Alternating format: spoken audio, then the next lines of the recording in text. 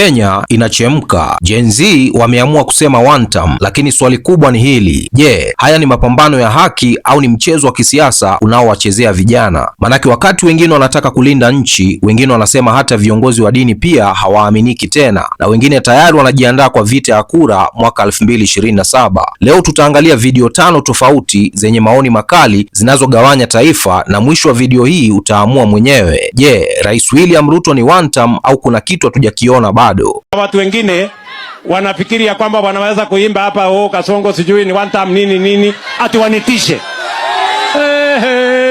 Watafute mtu ya kutisha, watafute mwingine ya kutisha. Sijui kama tunaelewana. Tuko pamoja watu wa Nyeri? Mimi nauliza nyinyi. Kwenye video ya kwanza kuna kijana Gen Z ambaye ameenda tofauti kabisa na wengi. Badala ya kuhamasisha maandamano, anasema wazi kabisa ya kwamba vijana hawapaswi kutumika kuharibu nchi. Anaongeza kuwa ni jukumu lao kulinda wazazi wao na taifa lao. Hii inaleta swali muhimu sana ya kwamba je, Gen Z wanapaswa kuwa wapiganaji au walinzi wa taifa?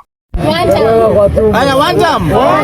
Tumesema Gen Z, tuongee na Gen Z wanarika. Hata Gachagua ametext akasema uache upuzi.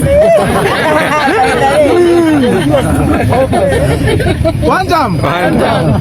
Gen Z wanarika, nawaambia kama kijana mwenzenyu, tusikubali kutumika kuwavuruga wazazi, kuingia kwa makanisa na kuharibu. Tusikubali. Tujue kwamba sisi ndio nguvu ya leo, na sisi ndio tunafaa kuwalinda wazazi na kulinda nchi yetu. Na nimesema ya kwamba chama cha UDA Nyamaza, oda. Tulidhani ni chama ambacho ni cha mwananchi. Tulidhani ni chama ambacho ni chama cha mwananchi mdogo, lakini tumekuja kugundua kwamba ni chama cha udanganyifu, ni chama cha dhuluma na chama cha ahadi. One term. Na sasa tumesema we have withdrawn that kama majenzi. Sasa tuko na chama ambacho ni chama cha mwananchi, ni chama cha kusikiliza ground, chama ambacho kinaongozwa na Rigathi Gachagua, chama cha DCP.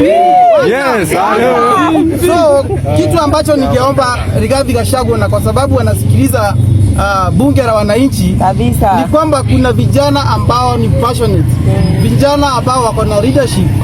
Tungeomba Gachagua akubali kuwakubatia na kuwashika mkono ili awape tiketi ya kusimama na chama cha DCP. Sina mengi na inasema ni one term. Lakini mambo yanabadilika haraka sana. Kijana mwingine anaibuka na kauli nzito zaidi, anadai hata wachungaji hawaaminiki tena. Kwa mujibu wake, anasema wengine wananunuliwa na wanasiasa na wanajali matumbo yao kuliko waumini. Hii ni kauli ambayo imegusa wengi sana kwa sababu inahusisha imani na uongozi wa kiroho. Swali linabaki, je, dini imeingiliwa na siasa au hii ni hasira tu ya vijana? One term. Mimi naenda kuongelesha leo mapasta. Kitu ya kwanza, hao mapasta hatuwezi waamini. Hao mapasta hao ndio wametuangusha sisi ba. Imagine pastor anaenda kwa kanisa, president anaenda kwa kanisa, anampea 10 million. Wamepea pastor 10 million. Huko nyuma mtu alikuja kuomba usaidizi apate chakula, wewe mtu hata ana mbele wala nyuma. Kabisa. Pastor amepea milioni 10. Waambie. Sasa ninyi mnasema hii Kenya inafaa iendelee mbele. Alafu mshiriki akitoka hapa, utamwambia amini utapata. Na wewe umepata hiyo historia kuamini umeamini. Alafu umeambia hivyo mshiriki. Wewe umeiba ukataka. Alafu nyinyi ndio mnaturudisha nyuma. Waambie. Alafu huku machokora wamelala huku kwa mitaro, hawana mbele wala nyuma. Wewe umechokora mpaka wazee. Umepewa hiyo pesa. Alafu mnasema hii nini? Kwanza huyu Pastor Kanyari wewe. Wacha na Rigathi Gachagua. Wewe patale ya kuleta kuunganisha wa Kenya, unatusi Rigathi Gachagua. Acha nikwambie. Nyinyi wewe umeshindwa kwako. Nini? Wacha nikwambie tu bana, acha na Rigathi Gachagua. Sisi wao tusaidizi hizi kitu. Kama Ruto amekupea pesa utuzi Rigathi. Sisi hatukutambui kama wewe pastor. Acha tu nikwambie. Wacha na Rigathi. Hii maombi yako vile ulisema ati kanisa yako vile ilichomeka, chama ilifanya aje? Tukaanza kulia ukaona milioni, ukaona 1500, ukasema uendelee kulia tena ukaongeza. Sasa tumeona mnafanyanga biashara. Ulisema tu hiyo. Unafanyanga biashara. Sasa wewe nyinyi amwezi tucheza sisi eti nini? Wewe umekupea hiyo milioni, president ameenda huko Nyasa, amepeana milioni 10. Huku vijana wanalia, ameenda kwa kanisa nini? Bana, wacha tukwetu kwa ukweli bana. Alafu mnasema hii Kenya inafaa iendelee mbele. Hii hakuna bana. Hii hakuna wacha niseme. Hata mkisema mkuja hapo kwa bunge mtuwe. Kuja mtuwe. Waambie hata kanisa ni wanja. Tutakuwa tumekufa kifo ya Yesu. Yesu alisema ukweli wakamua. Kama Yesu alisema ukweli wakamua kwa ukweli. Na sisi takataka wakiturai. Hii hatutishi. Acha niseme hivyo. Ili kuwa na amani bana. Sisi hata nimetaka kusema Kikuyu lakini acha si ni one time. Sasa hapa ndipo mambo yanapopata uzito zaidi. Kijana mwingine anasema wazi ya kwamba huu sio mchezo tena bali ni vita, lakini sio vita ya maandamano, ni vita ya kujiandikisha kupiga kura. Anasisitiza kuwa kila Mkenya lazima ajisajili kwa sababu ni mapambano kati ya mwananchi na Rais William Ruto. Hapa ndipo narrative inaanza kubadilika kutoka mitaani kwenda sanduku la kura. Mkunoma. Hii Kenya bali tumefika. Changamu.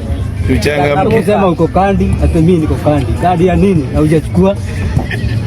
Wewe unasema uko kandi na mdomo. Na huko kuna waka. Kalonzo sio nani? Ruto sio mtu wa kuchezewa. My friend. Nisikia mnasema ninakonda ama sijui na. Anakonda. Saa hii kazi yake saa hii ni kufight. Na ana fight venye sisi atatu. Atatumaroga. Sio kitu kingine. Sasa ukiona Atirigiji ako Kirinyaga, Kalonzo haonekani.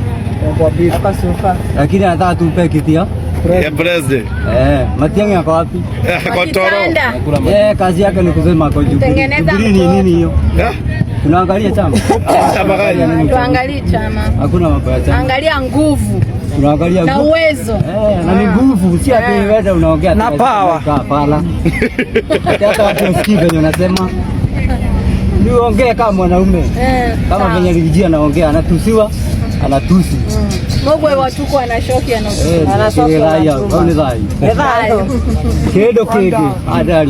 Lakini sio kila mtu anaongea kwa upole. Mtu mwingine ameenda mbali zaidi na kusema kwamba Ruto aende kushindana na wezi wenzake. Kauli hii imezua mjadala mkubwa sana, hasa pale anaposema ya kwamba upinzani umeungana na ni wasafi kuliko serikali iliyopo. Hapa tunapata upande wa hasira, yani upande wa wananchi waliochoka.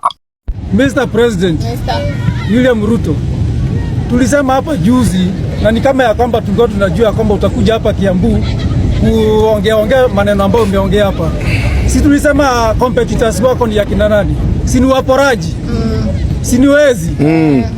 Sasa si tumekuona hapa Kiambu umekuja kuuliza wananchi katikati ya wewe na opposition mwizi ni nani? Nani mwingine? Sasa unaona hapo ni ukweli kabisa venye tuliongea hapa tukakwambia kwamba wewe competitors wako venye unasema una compete na wao ni yao, tunasema waporaji, wezi na wauaji.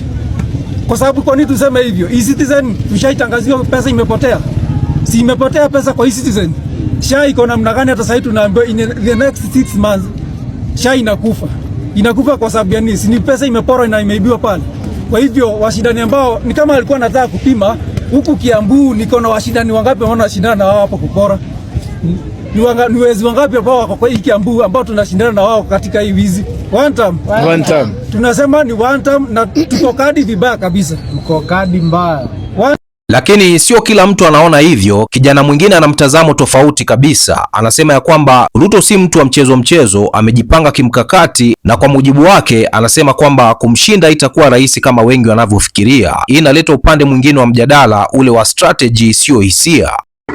Wangwana, ile time sisi tunasema niko card na one time, Ruto ako na strategy. Wewe watu hivyo tu. That guy is somewhere strategizing properly. Hata kubali kwenda chini ni rahisi. Do you know what happened the last 2 months? There is a very close confidant wa Ruto anaitwa Katwa Kigen, a legal representative. Aliwakilisha Ruto kwa ile kesi ya ICC. They are very close.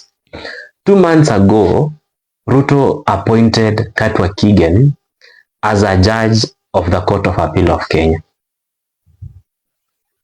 Yesterday, on Friday, 2 days ago, Katwa Kigen amekuwa shortlisted as a judge wa Supreme Court.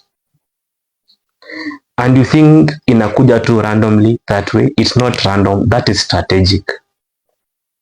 In 2027, I'm so sure there will be a petition ya presidential election.